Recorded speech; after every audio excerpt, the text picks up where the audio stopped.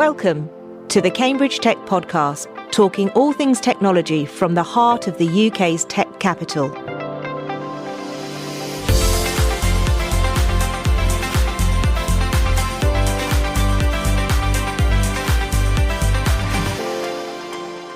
Here are your hosts, Faye Holland and James Parton. Hello, I'm Faye. Hi, and I'm James. Today we're talking to Raj Gawera, who is the VP Managing Director of Samsung in Cambridge. Raj has over 2 decades of experience in short-range and wireless comms technology research and development, business development, and also marketing. He literally was at the start of many of the technologies that we now take for granted. He now runs silicon and software development teams here in Cambridge and also for Samsung in Denmark.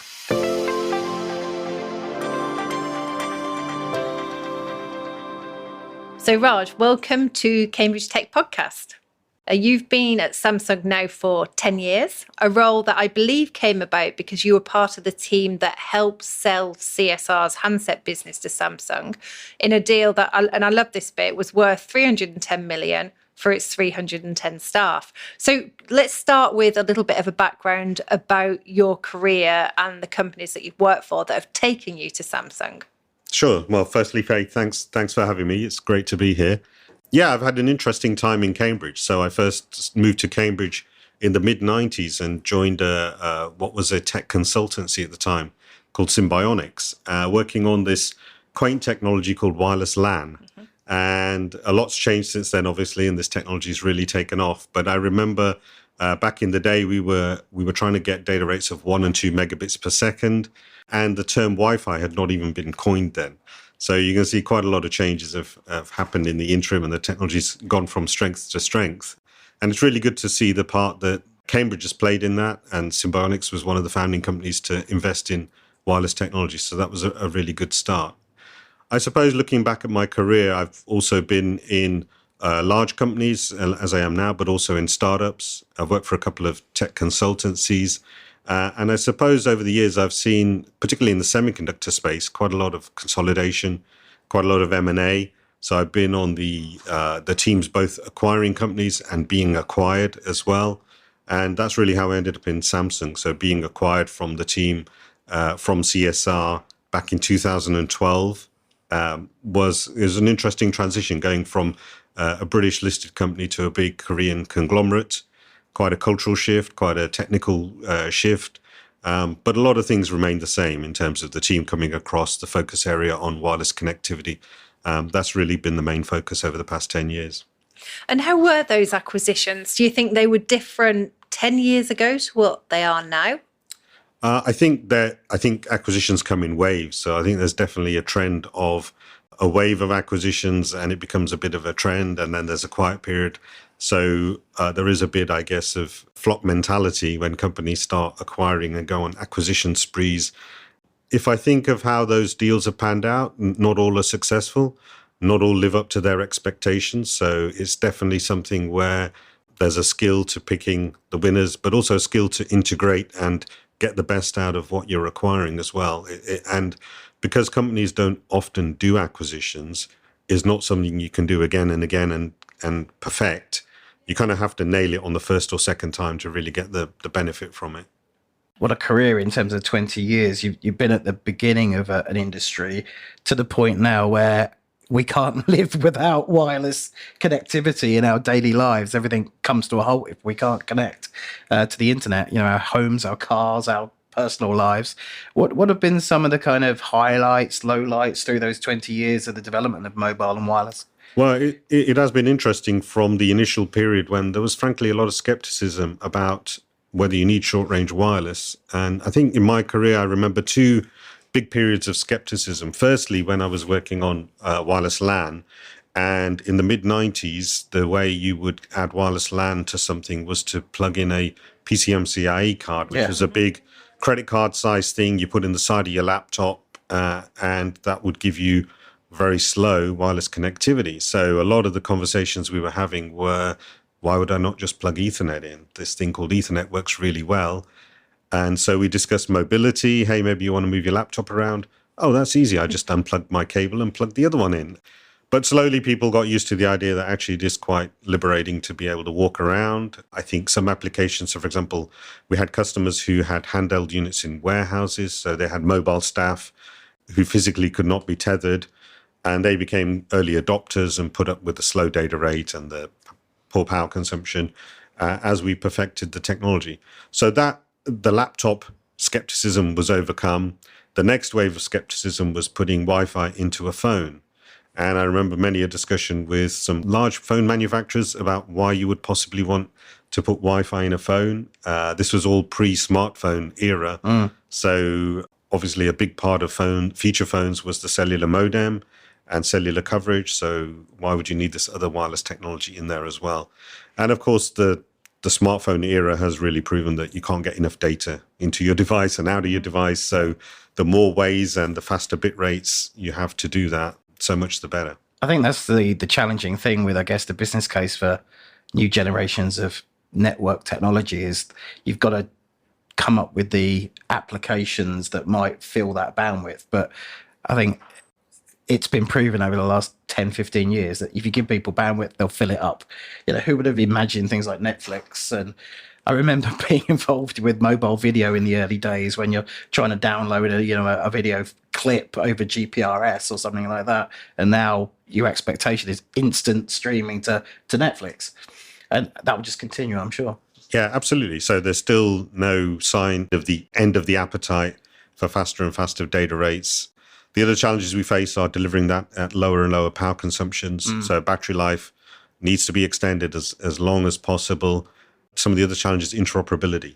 And particularly one of the challenges of something which has evolved so much from the initial incarnation is that you have to keep backwards compatibility.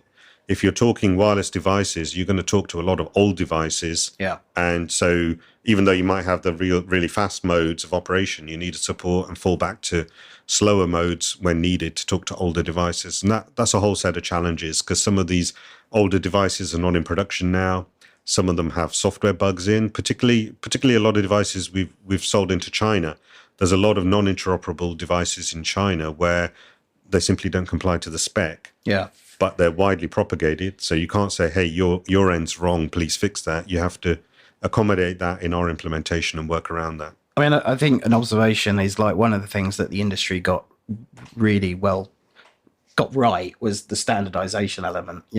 I know it's not perfect globally, but the fact that Wi-Fi works anywhere pretty much, GSM works pretty much in most countries these days. But I just literally came back from the States on holiday. My phone works, but to plug it into the power socket, I need an adapter. That just shows you the power of standardization, I guess. Absolutely. And it is a definitely a necessary part of the industry. Sometimes a bit frustrating when things move slowly, but it is definitely necessary.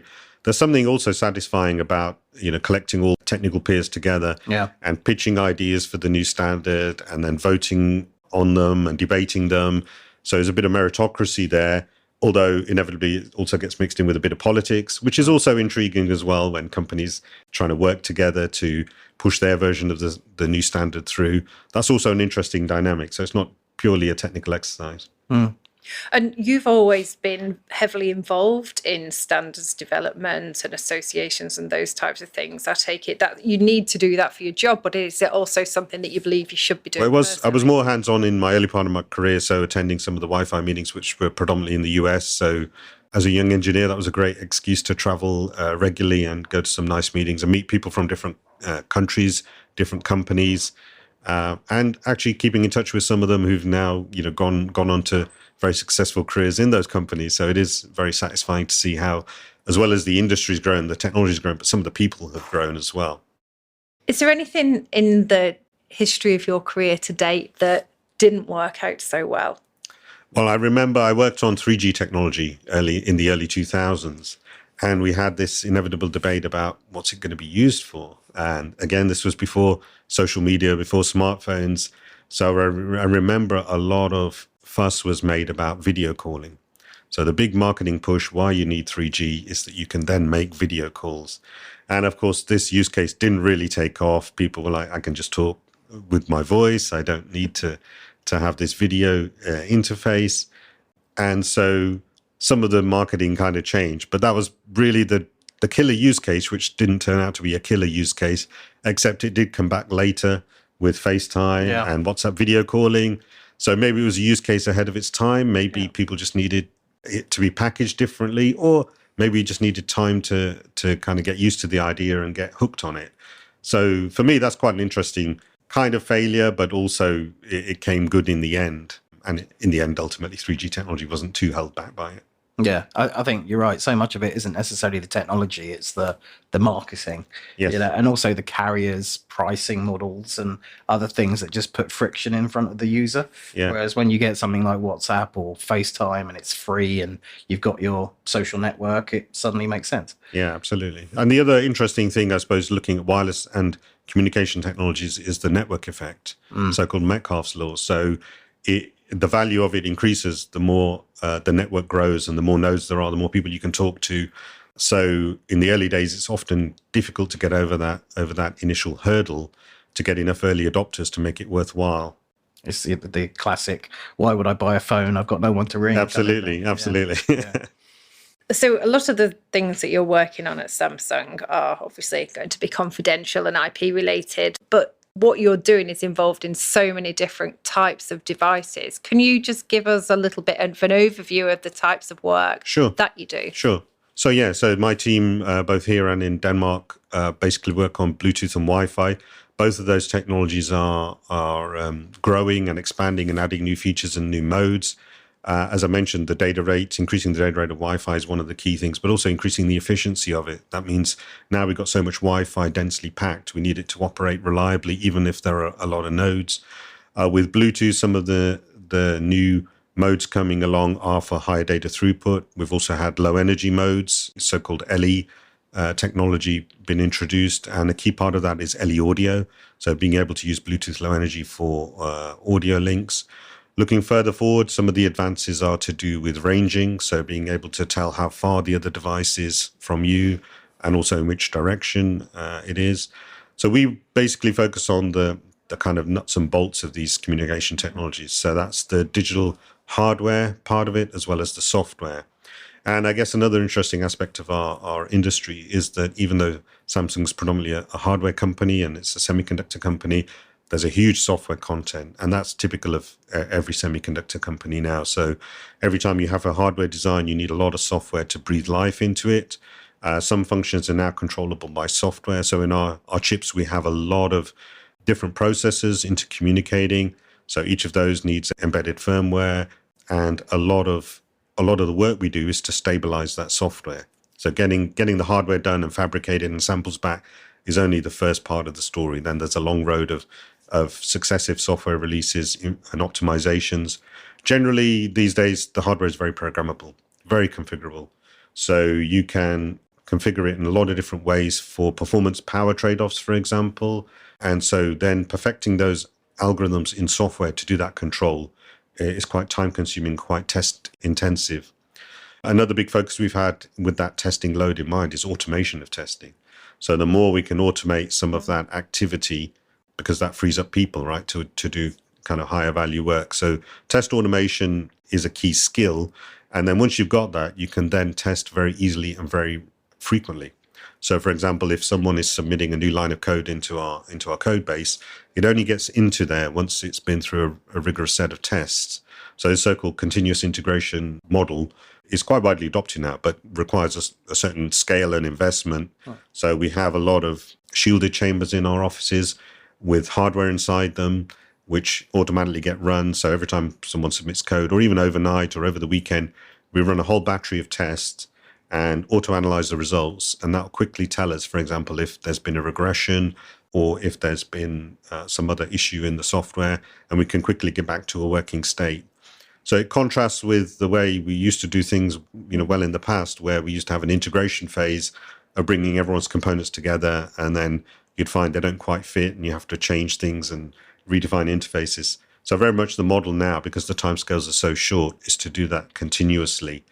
So a lot of software companies do this. It's not a novel approach, but to do it with the combination of software and hardware, particularly when you've got the comms angle. So some of this is radiating radio waves and picking up the other end. So that all requires quite a sophisticated system.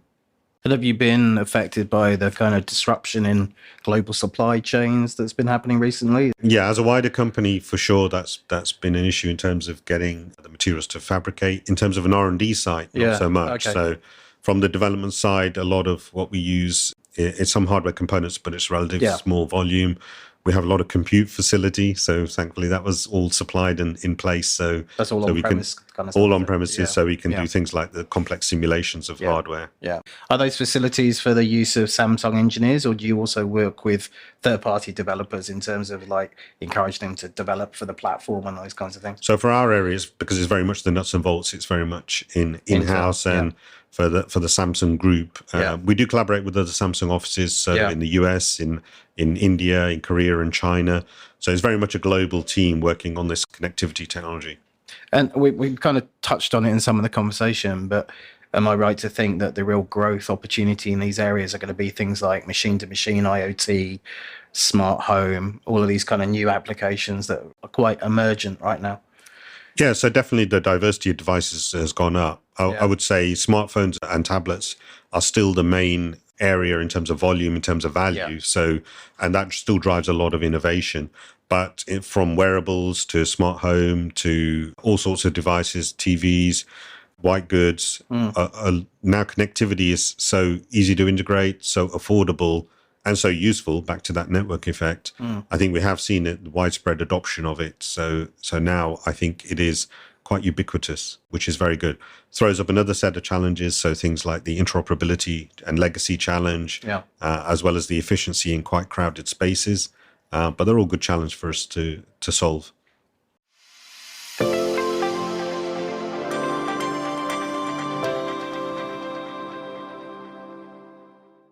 Let's talk about GrowthWorks.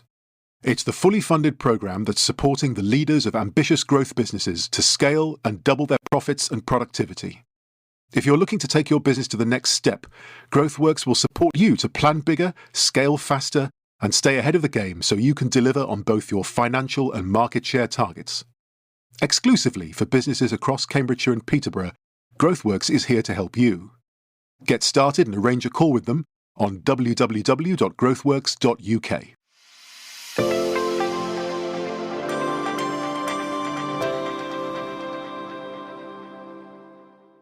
So, Raj, you just mentioned earlier on that you are also responsible for the team in Denmark. So let's talk about people for a little bit. Do you see any differences in the teams, the dynamics? Obviously, the head office is South Korea. Culturally, how is it working at Samsung? Yeah, I suppose that's been one of the most interesting aspects of my recent job, has been getting a deeper appreciation of the culture across the globe, and many things in common and some things are different. So the things in common, certainly, at least in our community, there's definitely a lot of drive and a lot of ambition, a lot of interest in collaborating with other people as well and learning. So although we've had a bit of a stall in travel, now we're reviving the travel globally. And that has been really good to get back, because it really helps you appreciate and connect with the other teams in a way which video just doesn't achieve. In terms of the kind of cultural differences, I suppose there are the spectrum of individualistic versus team-oriented. So one thing I've noticed, certainly with the team in Denmark, they're a lot more, for example, they'd like a team recognition over an individual recognition. Whereas perhaps in the UK, it is a bit more individualistic, that if you've got a superstar, then, we want to call out, hey, you're a superstar. So there are subtle differences like that, where we adapt some of the ways we operate. But by and large, I think we've got quite a similar bunch of quite motivated people. Interesting. So we're on the Cambridge Tech podcast. We're talking a lot of tech. Let's talk about Cambridge a little bit. Cambridge has been a bit of a magnet for larger technology companies. For example, we've got the likes of Apple, Amazon, Microsoft, and of course Samsung, just to name a few. Why do you think larger companies are attracted to come to Cambridge? So I think there are several reasons. Number one is clearly the talent. There's a good talent pool here. And it is an area where you can get very bright people experienced in the areas that you're interested in, so they can hit the ground running. I think certainly for Asian companies, communication's a good factor as well. So the fact that it's all English speaking and they can communicate quite easily. That is also very important as well. I think the heritage of Cambridge, the links with the university, the reputation also is very valuable in terms of explaining or justifying why do you need an office in Cambridge? What's so good about that? And certainly it's world recognized for scientific and technical achievements. I think it's also the ecosystem, isn't it? We both served time on the CW board. Correct, yes. You a lot longer than me, 9 years, just stepped down from being the chair. So how important do you think that ecosystem is as well? I think it's very important. I think not just in terms of directly working with people or doing business with people, but also getting inspired. So getting ideas and cross-fertilization from one sector to another. I think that only happens when you're in close proximity and you have the opportunity just to talk to random people that you wouldn't necessarily otherwise talk to. So we have quite a good biotech sector here as well. I know there's a lot of crossover. My own daughter actually is working on biomedical devices. So she's got this hybrid of biochemistry plus software background. I think that kind of area is very interesting in general, but especially for Cambridge, I think we're well poised to exploit that.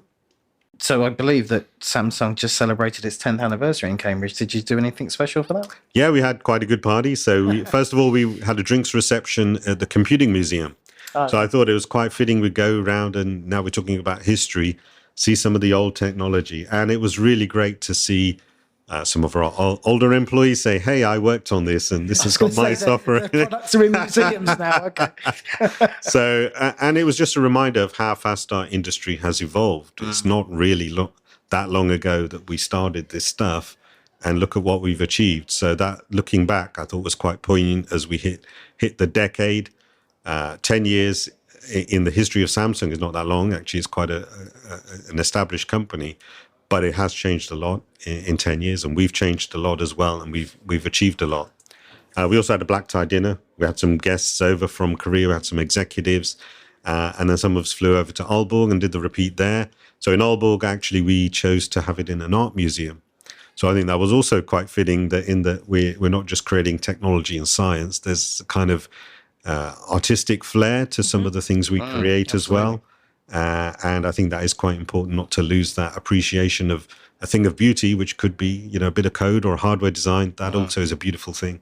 Yeah, it's we miss the A. We always talk about STEM, but there is an A in there as well, absolutely. Which is the artistic side of it.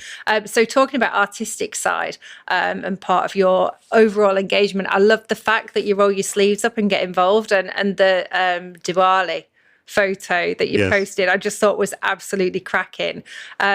So do you, as a leader of these different centres, how important is it to you to be, to also be one of the team and to keep everyone engaged and motivated? I think it's very key. So, we often say customer is king, but actually the employees probably are above that, emperors or whatever. So I think given there is such a shortage of talent and experienced talent, that keeping people retained, motivated, engaged, particularly post-COVID. Now we've got hybrid working, so building that emotional connection with your employer is particularly important. Leaders have a key role in that. So, how do you do that? I think having a good personal relationship with staff, that's very important. They've got to feel you're approachable. They've got to feel you're friendly, so setting the right tone. And, having some degree of flexibility. It's all about give and take. We often ask our staff to do quite difficult things, when we have project milestones. So being able to have a bit of give and take as well, I think is very important. I talked a bit about meritocracy. So having an environment where people feel when they go above and beyond, it is recognized both, not just financially, but also in terms of kudos. That's quite important as well, because in every industry, you do end up with some people who are just amazing. They're just superstars. So you really want them to shine. You don't want to disenfranchise anyone else, but you do want to make sure that kind of amazing work is recognized. Really, really interesting. So, thanks so much for spending the time coming on. We appreciate you're a very busy person. No, it's been brilliant. Really nice to talk to you guys.